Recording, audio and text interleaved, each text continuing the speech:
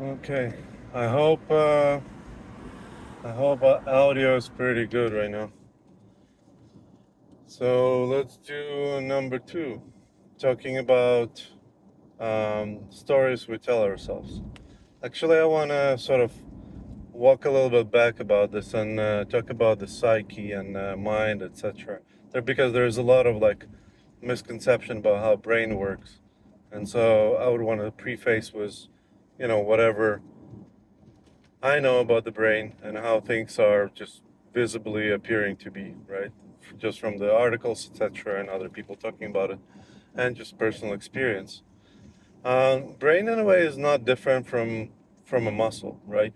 The idea is that specific actions which we do, are, or just even emotions and thoughts, are getting reinforced or creating some sort of. It's not some sort of, but it's actually neurological loops.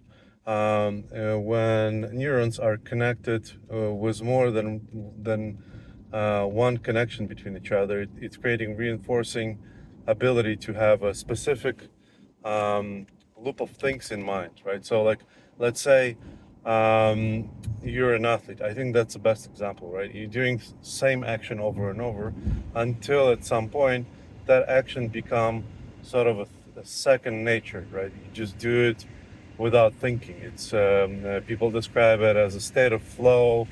Describe it as they don't even focus on the specific action. They just do it, and it's done the way it's done. So the reason for this, there is a lot of reinforced neuron neuron tissue connected within the so-called cycles, even that they're not like conventional cycles, but it's basically a reinforced group of neurons which are responsible for the specific action.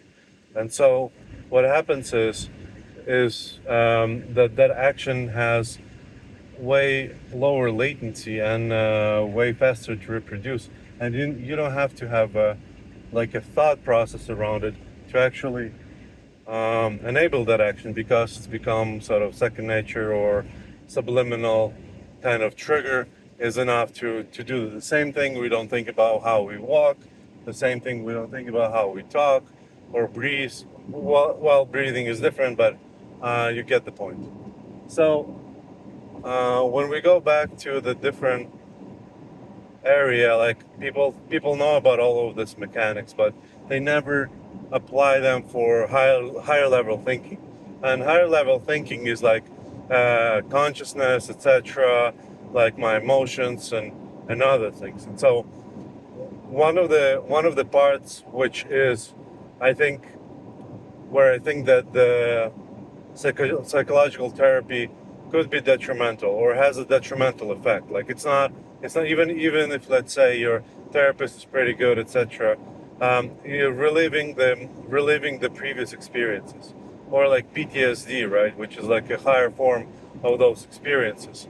Um, what was proven in a lot of researches is that the brain actually lives in a state of present, like that memory that never moves into that whatever situation or feeling doesn't move into history, or doesn't move into memory. It lives within like your, let's say, current operational state. If you think about computer, you have a RAM where all of the applications which are running are stored, and then you have a hard drive where they're stored after they stop running, or before they stop running, right? So it's a similar idea. So a lot of people don't dwell on the specific actions. They go within the cycles, and because there's always a gradient, there is a lot of sort of levels of how that specific emotion can become verbalized. Basically, one of the strongest one, I think, is called the story we tell ourselves. And the story we tell ourselves is a story of a character. Like a lot of people have, single character syndrome, and we tell ourselves, "Oh, I am because that's how it happened. Because this has happened to me. I am because I was born within this family, or within this country, or within this time, and those things happened to me, and so I am who I am." Basically, the bottom line. But that's this thing extrapolate not just on, like, oh, I'm, you know insert here, like I'm a mechanic, or I'm software engineer, or I'm a husband, etc., and that's like a story I'm telling myself, right? Because a lot of those stories are reinforced every day. You go to work and they tell you you're an engineer, right? You're doing an engineering job. So like that story is reinforced by actions. That's a reality. But then there are things which are not reality. The things which happen in the past and they're not working in the present, right? Let's say a breakup. You broke up with a girl or a boy, whatever rocks your boat, and then they're not in your life, hopefully, and so and basically you're still thinking about them. You think about all the time we spend. You see specific things which reminds you of the time you spent together, etc. And so you're sort of reinforcing the feeling of being broke up. Like you're reinforcing the trauma which you went through because you're bringing it back every time. You're not moving on, which a lot of people say. And the part of move on, I think that's the part which I think none of the psychotherapists are comfortable to say. Like when is the time to move on? Where is the time to actually leave it behind? Like, and why exactly we're not leaving it behind? And honestly, I think a lot of times if you leave, like, because it's gradient, right? Like it's not really a full spectrum of a story. I think story is a higher level of emotion. Like when the people are traumatized and they tell everybody they were traumatized. They go around telling this story over and over. They meet somebody new, they tell the story. They go into grocery shopping, they're like, so somebody says, hi, how are you? And then you say, yeah, it's not really good. And they're like, what happened? Like, oh, I broke up, right? And something like this. You're reliving that story, and you're making it your own. You're owning the story and making it part of your personality. And so I think this is the most visible part when you can say you're afraid of ego death. And ego death is an idea that there is a state of ego or state of fullness of self, right? Like the parts of yourself, and you're not letting them go because they're a part of yourself. So in a way, you're fighting the self-preservation, right? Because if you think about it, you wouldn't want your psyche disassemble magically, right? Like every time something, I don't know, I don't feel like today. Like I think that's a mental disorder. Like I think the same about people who are like, oh, I wake up today and I feel different gender. I don't think that's good. I really think that that's not how psyche should be, because in a lot of sense, life benefits from conservatives, from being conservative about your resources, and shifting things back and forth actually is very detrimental to optimization of your brain. So that's not something that should happen easily. So that makes sense. You would want to stick with those specific emotions. So what happens then is when you talk to somebody and you tell them, hey, I do think that this bad thing happened to you. This is very bad. And I acknowledge that. But do you think that, it's been like, I don't know, half a year or something like this. Do you think it's time to move on? And there will be evidently deciding or defending the position that no, they actually need to stay the way they are and never change. Which, if you think from that perspective, it's a pretty stupid statement, right? But what they do is just they justify the self-preservation, which is just a different type of emotion, which happens within their brain. And really, of course, you can say, okay, psychotherapy is beneficial. You work through all the kinks, you cover the ends, you remove the emotionality from the event. You're trying to make it. You're trying to basically rub it in. Like the paint. You're trying to rub that paint or like stain into the wood and leave it go. Like leave it as a part of wood and stop being like on the surface thing, which happens all the time, like reoccurring emotion. And with this, I can say yes, that's definitely a case, but that's not my experience. Like you, by living it through, yeah, of course, some people don't process things correctly. They don't process them fully. But my question is, why should they? Like, if let's say there is a specific event, right? The benefit of the having a negative event is actually tremendous, right? It shows that something went inadequate. There was misalignment between you and the world in some particular way. The picture of the world was incomplete, and your perception of it was wrong.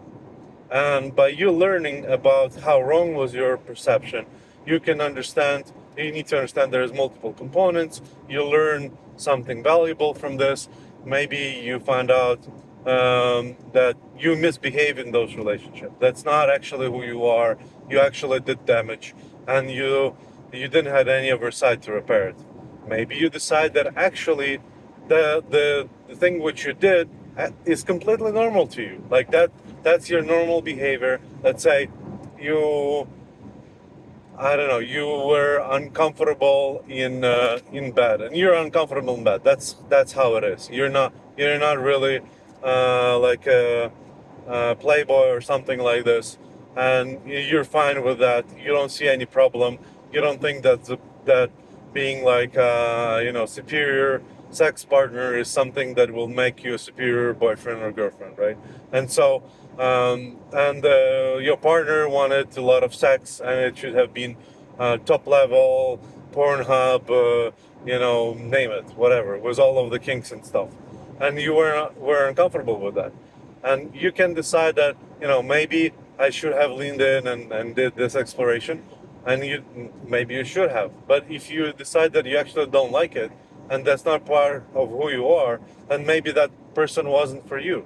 And so you come up with this two decisions, and then next time, for example, you go to search for the partner. One of the things, I'm not saying that's going to be your first question, right? But one of the things is be like, oh, I'm actually not into kink. Like I'm not into that. Are you? And the person will be like, nah. They're like, sure, because I'm not gonna do this. Like, just a disclaimer. You somewhere in the future you decide maybe my preference is gonna change, but so far I feel like that's not my thing. So if that's crucial part for you, if that's something you're willing to live with, then here I am.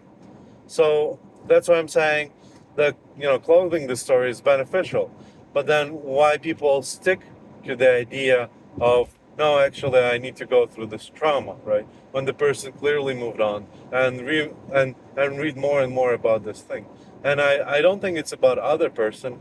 It's about inability to move on, inability to actually learn from the experience, being able tied to that facet of yourself. You've been because now you're not in love with the person. Now you're in love with with that variety of version of yourself, which was dating that specific person. Now you're like, I want to be that person again. I was a happy person. I had this and this going in my head. It was a nice picture. It was a nice story I wanted to tell everybody, and now I can't because that person is not there. But it's not about that person. It's just about the story, and that's the part where I think is very hard. Is that understanding that things change, and you have to let it go, and things change, and being sort of don't love yourself too much in a way, because that's the part where you're in love with your personality. That's the part where you're where you don't want to be, when you don't want to let it go. That's the part where there's too much investment, etc., etc. You can find different kind of things, but the bottom line, the thing happened. Like, it doesn't matter uh, what exactly tie you up to this specific situation. You need to be a little bit more humble about yourself. Understand that that's totally fine to not be that previous person. That's totally fine to die at that point and move on to the new version of yourself. Whatever that version it is. And maybe that version is not as happy as the previous version. Maybe it's not as fulfilled. That's totally fine. That's you're not, but at least you're not the version before you dated that person. Now you learn something about yourself. Now you learn something about others. Now you're way more mature and ready for a different kind of relationship, and that should increase success rate of your next endeavor, hopefully, right? There are things which doesn't have any learning curve. We can talk about being sick, right?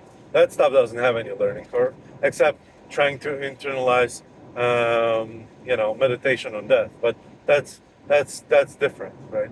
And so different or not, but still around the same thing. Um, a fear of self-preservation, basically, and being able to die.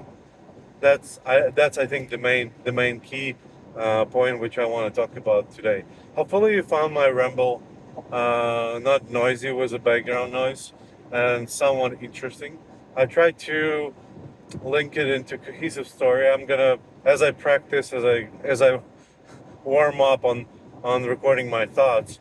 Hopefully the quality gonna go up. Hopefully you enjoyed it. Thanks a lot, and talk to you later.